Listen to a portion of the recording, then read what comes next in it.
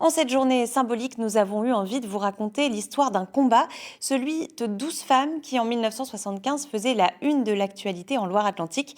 À l'époque, elles avaient dénoncé leurs conditions de vie précaires de femmes d'ouvriers et s'étaient rebellées contre l'employeur de leurs époux, Tréfi Métaux. C'est notre question ouest du jour. Elle est signée Sandrine Gadet et Frédéric Grinchec. On les a appelées les 12 femmes en colère.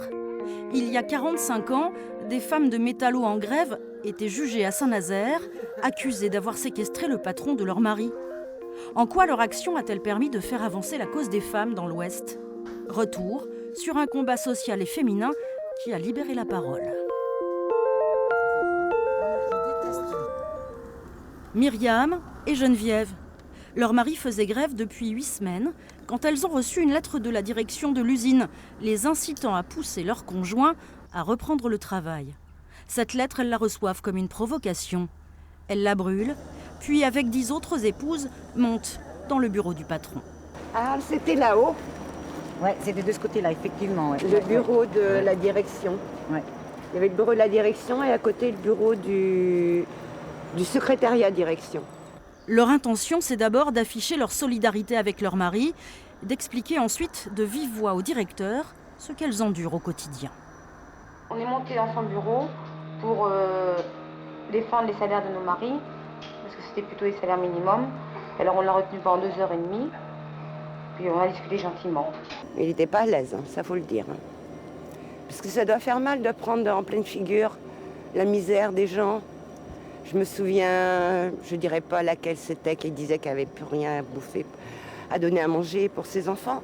Il y en avait une qui n'avait pas de quoi s'acheter un savon pour la toilette des enfants. Et ça a dû lui faire drôle. Hein. Après cet épisode, Tréfi Métaux porte plainte pour séquestration. Alors que rien ne les destinait à s'engager dans ce conflit social, les 12 femmes sont désormais au centre de la lutte.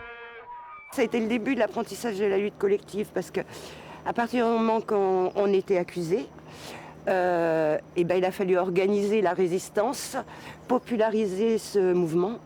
Et là, ça a été... Moi, c'est plus à partir de ce moment-là, justement, que ça a pris de l'importance. Bah oui, bien sûr. Hein, c'est pas le fait que ce monsieur a été retenu et puis qu'on l'a raccompagné. C'est plus à partir de cette... encore qui s'est une fait deuxième après. provocation, finalement. Si vous avez la première avec la lettre, la deuxième quand les gendarmes viennent à la maison, parce que tout le monde a eu la visite des gendarmes. Donc on se disait comme on n'avait pas le téléphone comme aujourd'hui, mais on se passait le mot quand même. Puis la troisième, quand on est allé chez le jugement. Et c'est de là que tout, après, s'est développé, enfin moi, dans mon esprit. Hein, qu'il fallait se battre, ça a été cette période-là Qui était très riche. où il y a eu en un fait. déclic. Ouais. Pendant plus d'un an, les 12 de Couéron seront les icônes du mouvement ouvrier. Elles incarneront la parole des femmes, feront l'objet de portraits dans les journaux. Elles seront filmées aussi par les réalisateurs bretons Soisic Chapdelaine et René Vauthier. Dans la région, grâce à leurs témoignages, nul ne peut plus ignorer les conditions de vie et les états d'âme des femmes d'ouvriers. Elles ont évidemment été soutenues par les syndicalistes, mais elles se sont aussi exprimées elles-mêmes en tant que femmes. Peut-être pas en tant que féministes, mais elles se sont exprimées en tant que femmes. Et elles ont porté une parole féminine.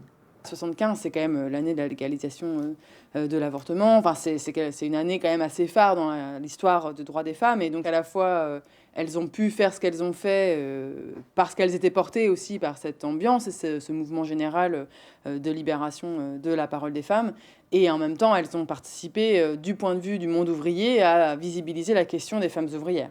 Et femmes ouvriers qui sont quand même assez invisibles la plupart du temps. Leur combat n'aura pas été vain.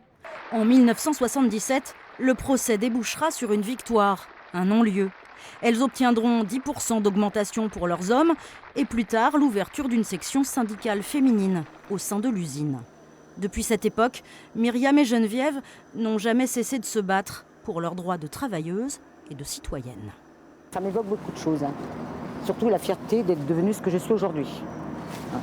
S'il n'y avait pas eu ce conflit, peut-être que je n'aurais pas été une femme militante. Même, il y a des grandes chances.